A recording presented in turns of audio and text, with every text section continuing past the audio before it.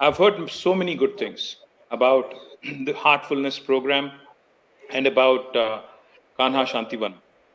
We are fortunate that your center is located in Telangana amidst all of us. I'm touched by the work Daaji and his team have done and Kanha have been doing in developing values pertaining to humanity and organic personality development through years of his work in our state and all over the world as well. Eventually, one has to be in consonance with nature, one has to be in consonance with the world at large, and one has to be in short, one has to be in sync with world at large. I think the truly universal appeal of Daji's teachings are there for all of us to emulate, they're there for all of us to actually adopt. I must congratulate the Heartfulness movement for bringing this conference of international youth kindness, focusing on youth with such values is of paramount, for the growth of our society and for the growth of our world at large. If you look at India's population profile, I'm sure this must have been mentioned several times over the last couple of days, but let me just quickly add. If you look at India's demographic profile, India's average age is 27. That makes us one of the youngest countries in the world. 50% of India is less than the age of 27. 65% of India is less than the age of 35. 75% of India is less than the age of 44, making this a very productive age group to contribute not just to the state, not just to the nation, but also to the world at large. But when you look at this productive age group and when you look at what they have to offer, typically it's called the population dividend, the demographic dividend. And India, of course, has an unprecedented opportunity, as Daaji was pointing out, of latching onto this, of leveraging this, and making us a prosperous nation, not just for ourselves, but also to have the ability to provide solutions for the rest of the world as well. In fact, I'm proud to share with you, since we are just about coming out of this pandemic, COVID, I'm proud to share with you that you are sitting right now in Telangana, which is the vaccine capital of the world. In fact, 1/3 of human vaccines produced globally come from Hyderabad, come from Telangana, including the COVID vaccine. I'm not sure how many of you are familiar with it, but let me quickly point out that 1/3 of human vaccines are produced from Genome Valley, which is located in Hyderabad, in Telangana. Let me also point out, when we talk of demographic dividend, when we talk of population dividend, we also have to keep in mind that the population dividend also has the ability to turn very quickly into a liability, if not nurtured properly, if not taken care of, with the necessary empowerment through skill sets, through, proper training programs, education, professional skills, man management, and organizational behavior. As Daaji was pointing out, kindness, compassion, of course, it goes without saying that they have to be inculcated into grooming better human beings at large. It is in this regard, in fact, in terms of youth empowerment, that the government of Telangana, which was formed in June 2014, has done some remarkable things. We believe in the 3I mantra: innovation, infrastructure, and inclusive growth. And as many of you there who are Indians would obviously know, that we are, in fact, on the 15th of August this month, celebrating 75 years of our glorious nation, independence for our glorious nation. It is truly remarkable that we have, as the world's largest democracy, have maintained peace, have maintained diversity, have maintained stability, and have continued to grow over the last 75 years. But it is also a fact, as Daaji pointed out so eloquently, there are some fundamental challenges, fundamental issues, which still remain unresolved, unsolved in our country. Telangana, while it might give me happiness, while it might, give me a bit to gloat about, that we are the first state in the country that has provided a portable drinking water connection to all the 10 million homes, it also gives me a bit of sadness. It also leaves me with a bit of sadness. The remaining states in my country have still not achieved that distinction. It's a basic issue. Telangana also has achieved a number of other things which I'll talk about in a bit. But what did I mean when I said the 3I mantra? Innovation, infrastructure, inclusive growth. Innovation need not just be, in technology. When I say innovation, a lot of people assume, especially the youngsters, that innovation is only confined to the technology world, to startups and other things. No. Innovation can come about in the form of thinking of individuals and institutions at large, including governments. The government of Telangana has used innovative methods to disrupt policy making, to enable it to be kind to its citizens, as Daaji pointed out. In fact, we have come out with several reforms which I think truly are path breaking and benchmarking for the rest of India to emulate. One of the things I'm very proud of is our Panchayati Raj Act, is our Municipal Administration Act. 10% of the budget of each village, 10% of the budget of each municipality is earmarked as green budget to ensure that we continue to improve our green cover in our villages, in our cities, so that we pass on a better planet, a better state than what we inherited from our predecessors.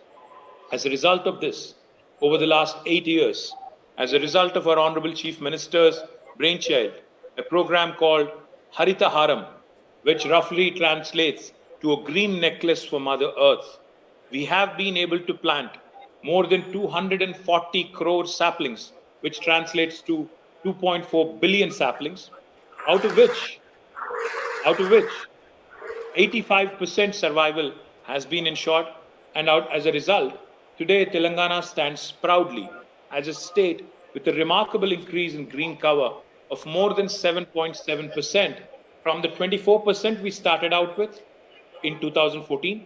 Today, our green cover has enhanced to 31.7%, which, in my opinion, is truly a remarkable achievement, considering all the pressures that we have in terms of urbanization, in terms of suburbanization, etc.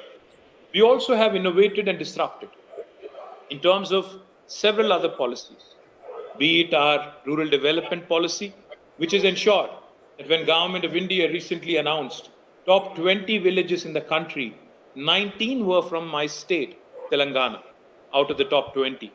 And when they released the top 10 list, all 10 villages from the list were from Telangana, which is a delight if you ask me. Not only in terms of rural development, but also urban development has been a priority for us. In fact, when Government of India issued its Swachh Sarvekshan results, 12 municipalities from Telangana also have won awards in various categories. So this is a unique state where you have where you have urban development happening, where you have rural development also growing hand in hand. This is a state where you have the green cover, increasing. We also have industry growing rapidly. We have our agriculture exports increasing. We also have our IT exports, growing at almost 240%. This is a state where you see welfare. This is also a state where you see rapid development. That makes Telangana unique and inclusive in its approach of holistic development. We've also ensured that we remain a top destination to attract investment into our state. I would be remiss in my duty if I do not talk about the TS iPass, which has again been a remarkable policy and a remarkable initiative of Honorable Chief Minister, which has given us an opportunity to shine in the ease of doing business rankings across India. TS iPass stands for Telangana State Industrial Project Approval Self-Certification System. What does this mean?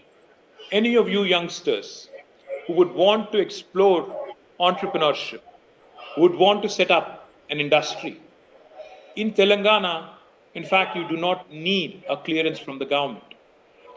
We have conferred upon you through TS iPass, the legislation that I just mentioned, which was passed about 7.5 years ago, a right to self-certification, just as how the Government of India has conferred right to information as a right of the citizen, right to education as a right of the citizen.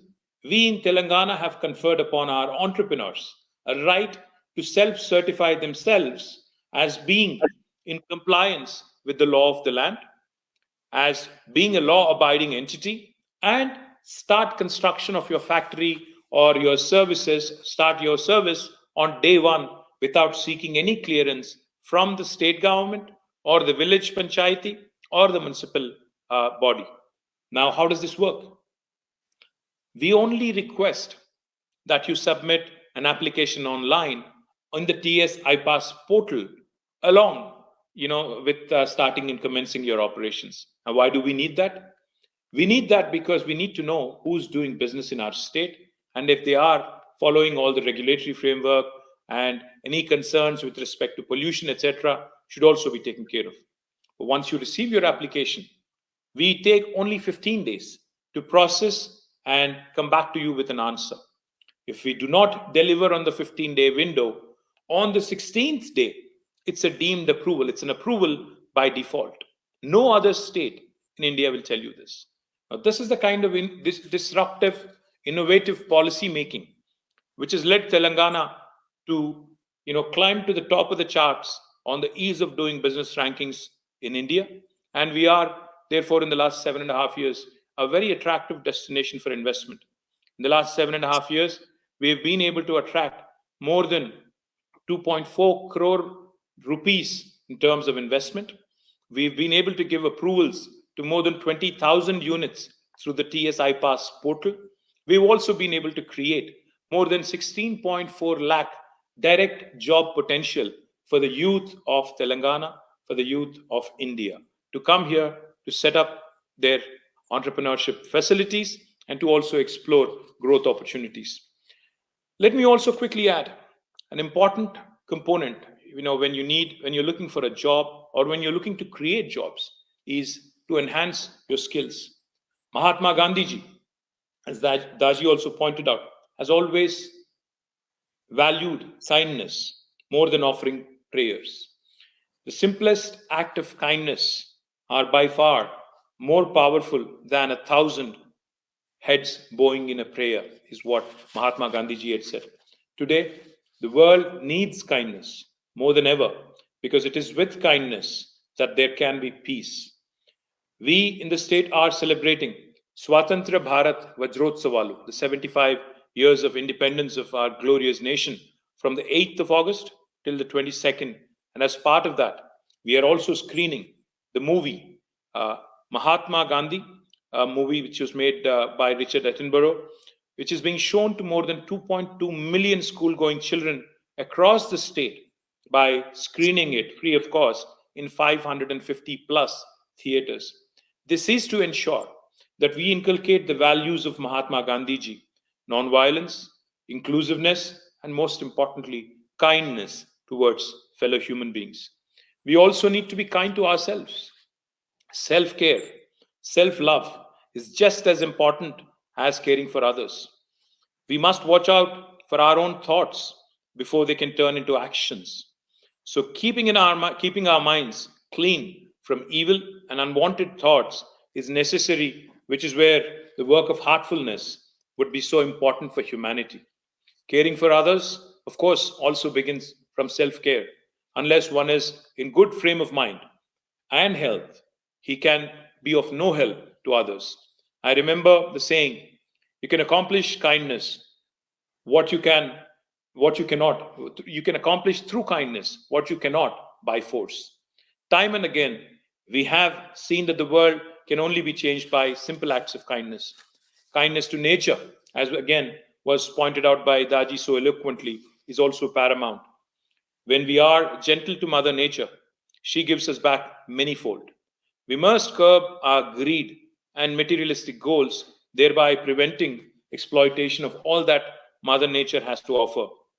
I'm told that Kanha Shanti Vanam is an example of how a barren land got converted into an oasis within 5 years by planting millions of trees and conserving a lot of water. My compliments to Daaji and the entire team out there who've actually led this by example.